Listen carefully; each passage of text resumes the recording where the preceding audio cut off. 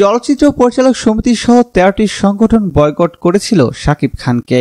গতকাল শনিবার 29 এপ্রিল সমিতিগুলোর সংবাদ সম্মেলনে এই সিদ্ধান্ত নেয়। এর পরিপ্রেক্ষিতে আজ রোববার অভিনেতা আলমগীর, সোহেল রানা, প্রযোজক খোরশেদ আলম খসরু ও আরশাদ আদনানের মধ্যস্থতায় এফডিসিতে এসে নিজের ভুল স্বীকার করে দুঃখ প্রকাশ করেন শাকিব খান। অভিনেতা আলমগীর বলেন, বিষয়টা নিয়ে অনেক জল ঘোলা হয়েছে, ইন্ডাস্ট্রির ভাবমূর্তি নষ্ট হচ্ছে, তাই আমিও সিনিয়র কয়েকজন শিল্পী মিলে শাকিব খানের সঙ্গে কথা বলেছি। ও বলেছে যা হয়েছে ভুল বোঝাবুঝির মাধ্যমে হয়েছে, আপনারা আমার গুরুজন, যা বলবেন তাই মাথা পেতে নেব। তিনি আরো বলেন, তার ভুল বুঝতে পারায় ও অনুতপ্ত হওয়ায় তাকে নিয়ে এসেছি এফডিসিতে। সে চলচ্চিত্র পরিচালক সমিতি সহ বাকি সব সমিতির কাছে সরি বলেছে।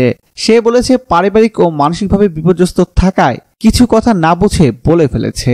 তার কথায় কেউ কষ্ট পেয়ে থাকলে সে আন্তরিকভাবে দুঃখিত। অভিনেতা সোহেল রানা বলেন, বিষয়টা মিটে যাওয়ায় আমরা সবাই আনন্দিত। সবাইকে মিলেমিশে থাকতে হবে, ইন্ডাস্ট্রিকে এগিয়ে নিয়ে যেতে হবে। এই প্রসঙ্গে চলচ্চিত্র পরিচালক সমিতির মহাসচিব বদুল আলম খোকন বলেন, শাকিব তার বেফাঁস বক্তব্যের জন্য সরি বলেছে। ও আমাদের সন্তানের মতো, না বুঝে কিছু ভুল করেছে। তার ভুলটা বুঝতে পারায় তাকে অভিনন্দন জানাই। তবে তার দুঃখ প্রকাশে আমাদের বক্তব্য আগামীকাল সংবাদ সম্মেলনে জানাবো। প্রিয় দর্শক, ধন্যবাদ ভিডিওটি দেখার জন্য। নিত্য নতুন এক্সক্লুসিভ সব খবর পেতে এখনই সাবস্ক্রাইব করুন SDO অ্যাপসে।